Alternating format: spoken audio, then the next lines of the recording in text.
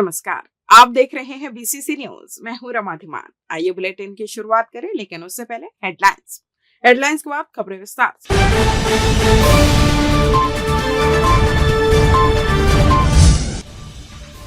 School का निरीक्षण करने पहुंचे कलेक्टर, शिक्षा गुणवत्ता का लिया जायजा। फैक्ट्रियों से निकल रहा प्रदूषण, हाईकोर्ट ने शासन से मांगा जवाब। नदारद शिक्षकों पर हुई कार्रवाई, जेडी ने लिया एक्शन। और राजस्व विभाग में हुआ फेरबदल, तहसीलदारों के प्रभार बदले। कलेक्टर अवनीश शरण ने गुरुवार सुबह तारबहार स्थित घोड़ादाना प्राथमिक स्कूल का आकस्मिक निरीक्षण किया। स्कूल में कक्षा 1 से 5वीं तक 118 बच्चे पढ़ाई करते हैं। उन्होंने बच्चों से पूछताछ कर पढ़ाई की गुणवत्ता परखी। अपने सामने उन्होंने हिंदी और अंग्रेजी के कुछ पाठ पढ़ने कहा। पढ़ने की गति संतोषप्रद पाई गई। उन्होंने कंप्यूटर कक्ष का भी अवलोकन किया। 5वीं की छात्राएं बुनियादी चीजें सीख रही थी। कुछ सवाल देकर उनका हौसला बढ़ाया। दूसरी के बच्चों का खेल खेल में शिक्षा का अभ्यास कराया जा रहा था।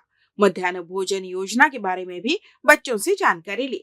स्कूल की समस्याएं भी सुनी। बताया गया कि स्कूल में जगह की कमी है। उनका स्वयं का सामने में भवन है, लेकिन टॉयलेट एवं थोड़ी मरम्मत की जरूरत है। कलेक्टर ने नगर निगम आयुक्त को इनका मरम्मत करने के निर्देश दिए। उन्होंने चॉकलेट बांटकर बच्चों का हौसला भी बढ़ाया। इस अवसर पर संयुक्त संचालक आरपी आदित्य, सहायक संचालक अनिल तिवारी, संकुल समन्वयक एवं सीजेस स्कूल की प्राचार्य उषा चंद्रा भी उपस्थित रही। नवीन शासकीय महाविद्यालय पचपेड़ी के प्राचार्य बीआर खूंटे ने बताया है कि महाविद्यालयों में प्रथम सेमेस्टर में दाखिला लेने की तिथि बढ़ाकर 16 अगस्त कर दी गई है। मुख्यमंत्री एवं उच्च शिक्षा विभाग के मंत्री विष्णुदेव साय के निर्देश पर उच्च शिक्षा विभाग द्वारा 7 अगस्त को इस आशय के आदेश जारी कर दिए गए हैं। इससे पहले प्राचार्य की अनुमति से 25 जुलाई तक और कुलपति की अनुमति से 31 जुलाई तक प्रवेश की अंतिम समय सीमा तय की गई थी। अब प्रथम सेमेस्टर में उपलब्ध रिक्त सीटों पर 16 अगस्त तक प्रवेश दिए जाएंगे। प्राचार्य श्री खुट्टे ने किसी कारण से प्रवेश लेने से छूटे हुए बच्चों को बढ़ी हुई तिथि का लाभ उठाते हुए संबंधित कॉलेज से संपर्क करने की अपील की है। समय सीमा बढ़ाने से राज्य सरकार के निर्णय का छात्र संगठनों ने भी स्वागत किया है। रायपुर नगर निगम के वार्ड के परिसीमन को लेकर मेयर एजाज ढेबर की याचिका पर बुधवार को हाईकोर्ट में सुनवाई हुई। हाईकोर्ट ने राज्य शासन और नगर निगम को नोटिस जारी कर 2 सप्ताह के भीतर जवाब मांगा है। वहीं बिलासपुर नगर निगम में वार्डों के परिसीमन को चुनौती देने वाली पूर्व विधायक शैलेश पांडे की याचिका पर गुरुवार को सुनवाई होगी। रायपुर महापौर एजाज ढेबर ने पूर्व महाधिवक्ता और सीनियर एडवोकेट सतीश चंद्र वर्मा के माध्यम से हाईकोर्ट में याचिका दायर की है। इसमें उन्होंने वार्डों के परिसीमन के लिए जारी अधिसूचना को चुनौती दी है। याचिका में कहा गया है कि राज्य शासन ने वर्ष 2011 की जनगणना के आधार पर परिसीमन की प्रक्रिया को पूरी करने का निर्देश दिया है। 2014 और 2019 में भी वर्ष 2011 की जनगणना के आधार पर परिसीमन की प्रक्रिया को प्रदेश भर के निकायों में पूरी की गई थी। इसी आधार पर चुनाव प्रक्रिया भी संपन्न कराई गई थी। याचिका में आरोप लगाया है कि राज्य में सत्ता परिवर्तन के साथ ही सत्ताधारी दल राजनीतिक लाभ लेने के लिए परिसीमन की राजनीति कर रहे हैं। परिसीमन के बहाने बीते निकाय चुनाव में जिन वार्डों में भाजपा पराजित हो गई थी, उन वार्डों को मजबूत करने का काम किया गया है। छत्तीसगढ़ में 60 से अधिक स्पंज आयरन और सीमेंट फैक्ट्रियां हैं जो अधिक प्रदूषण फैला रही हैं। इसे लेकर हाईकोर्ट ने सरकार से रिपोर्ट मांगी है। साथ ही चीफ जस्टिस रमेश सिन्हा और जस्टिस रविंद्र अग्रवाल की डिवीजन बेंच ने महाधिवक्ता को जवाब पेश करने कहा है। इस पर सरकार के महाधिवक्ता ने कोर्ट कमिश्नर की रिपोर्ट की बातें स्वीकार की और कहा कि फैक्ट्रियों में प्रदूषण रोकने के लिए राज्य शासन कार्य योजना बना रही है। केस की सुनवाई अब 30 सितंबर को होगी। दरअसल कारखानों की चिमनियों से निकल रहे प्रदूषण पर प्रभावी रोक लगाने की मांग को हाईकोर्ट में 4 अलग अलग जनहित याचिका दायर की गई है। इसके साथ ही प्रदूषण में फैल रही बीमारियों को हाईकोर्ट ने जनहित याचिका मानकर सुनवाई शुरू की है। वहीं प्रदूषण को लेकर सुप्रीम कोर्ट ने भी दिशा निर्देश जारी किए हैं। रेल मंत्रालय जल्द ही बिलासपुर, अनूपपुर और इतवारी रेलवे स्टेशनों पर प्रधानमंत्री भारतीय जन औषधि केंद्र PMBJK खोलने वाला है। दक्षिण पूर्व मध्य रेलवे के नैला, पेंड्रा रोड, नागभीड़ और नैनपुर स्टेशनों पर जन औषधि केंद्र की सुविधा पहले ही शुरू की जा चुकी है, जबकि बाकी जगहों पर काम चल रहा है।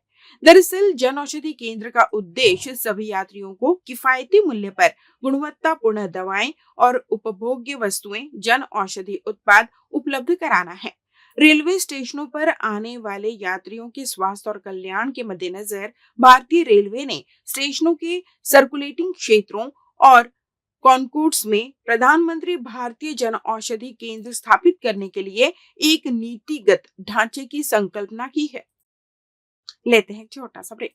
पिछले 17 वर्षों से रियल एस्टेट के क्षेत्र में दे रहे हैं अपनी सेवाएं और लगातार शहर की जनता को एक नई लिविंग लाइफस्टाइल। अपने कार्यों एवं सेवाओं के माध्यम से लाखों लोगों की उम्मीदों को दिया है आकार। इसलिए जिले में ही नहीं, पूरे प्रदेश में इनकी पहचान है बरकरार। आपके सपनों के घर को हकीकत में बदल कर है दिखाना, इसलिए आपके लिए लेकर आए हैं भाटी आशिया।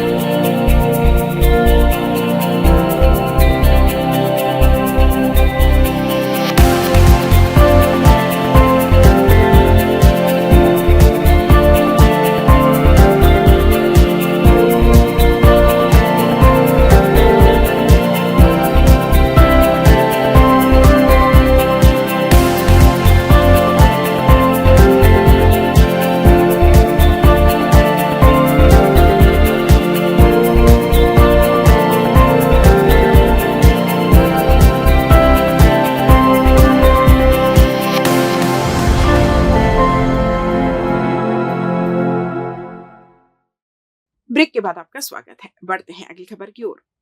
संयुक्त संचालक शिक्षा ने लंबे समय से नदारत एक शिक्षक LB को सेवा से बर्खास्त कर दिया है।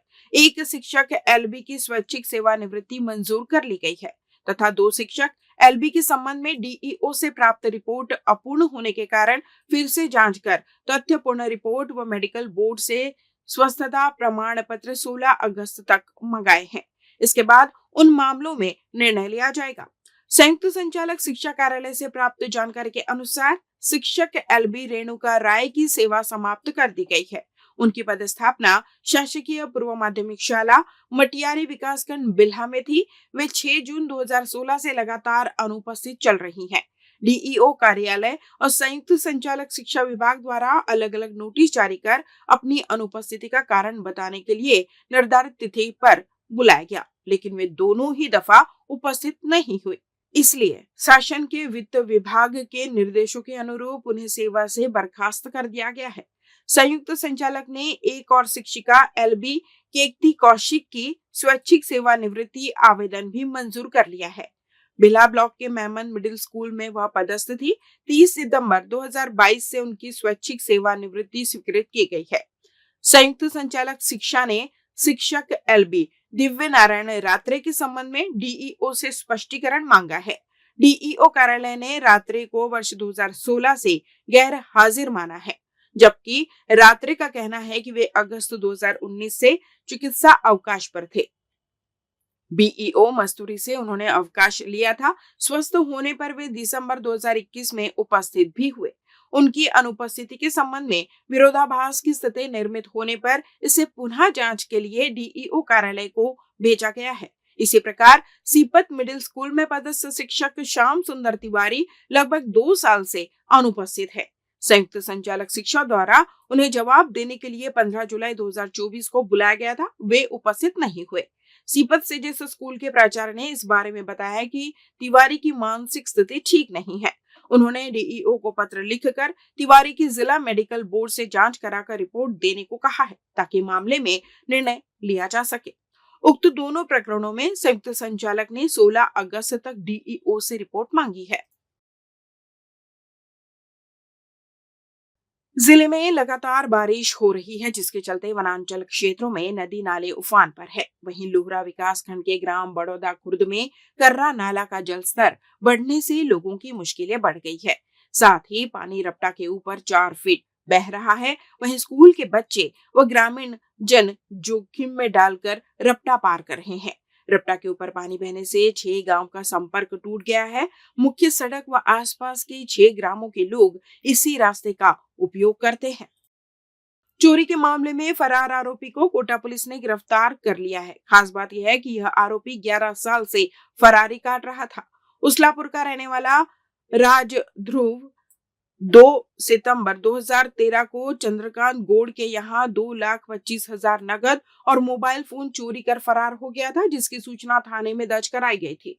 इस मामले में पुलिस लगातार आरोपियों की तलाश कर रही थी, लेकिन वह शहर से फरार हो गया था। साथ ही अपना नाम पता बदल कर दूसरी जगह रह रहा था। इस दौरान पुलिस को सूचना मिली कि आरोपी राज ध्रुव शहर आया हुआ है, जिसे गिरफ्तार कर चोरी के 11 साल पुराने मामले में जेल दाखिल किया गया। जिला मुख्यालय के तहसील बिलासपुर में पदस्थ तहसीलदार, अतिरिक्त तहसीलदार एवं नायब तहसीलदारों के बीच दायित्वों में नए सिरे से कार्य विभाजन किया गया है। अनुविभागीय राजस्व अधिकारी कार्यालय बिलासपुर द्वारा इस संबंध में आदेश जारी किए गए हैं। जारी आदेश के अनुसार तहसीलदार अतुल वैष्णव को राजस्व निरीक्षक मंडल सरकंडा, कोनी के पटवारी हल्का मटियारी, मदनपुर, परसदा, भरारी, गतौरी एवं सेंद्री का प्रभार सौंपा गया है। अतिरिक्त तहसीलदार मुकेश देवांगन को राजस्व निरीक्षक मंडल मोबका जूना बिलासपुर के पटवारी हल्का जूना बिलासपुर, उर्तुम, चाटेडी, तालापारा, बिजौर एवं मोबका अतिरिक्त तहसीलदार सिद्धि गबेल को राजस्व निरीक्षक मंडल जूना बिलासपुर, कोनी, सरकंडा के पटवारी हल्का बिरकोना, बेहतराई, कुदुदन, जरा भाटा, कोनी एवं लिंगिया डे का प्रभार अतिरिक्त तहसीलदार गरिमा ठाकुर को राजस्व निरीक्षक मंडल कोनी, सिरगिट्टी के पटवारी हल्का नंबर सिरगिट्टी, सेमरताल, बन्नाकडीह, खैरा, पेंडरवा एवं तिफरा का प्रभार सौंपा गया है। नायब तहसीलदार नेहा विश्वकर्मा को राजस्व निरीक्षक मंडल सिरगिट्टी, सरकंडा के पटवारी हल्का देवरीकुंड, लोफंदी, मंगला एवं सरकंडा तथा नायब तहसीलदार राहुल शर्मा को राजस्व निरीक्षक मंडल तोरवा, खेमतराई, ढेका महमद एवं मानिकपुर की जवाबदारी सौंपी गई है। इस बुलेटिन में बस इतना ही। अगले बुलेटिन में आप सबकी फिर मुलाकात। तब तक मुझे दीजिए विदा। नमस्कार।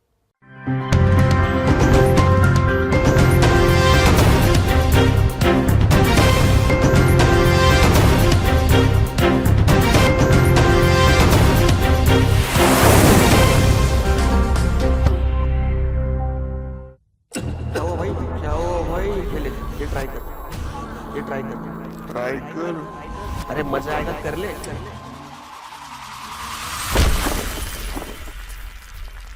We don't know who's your best friend.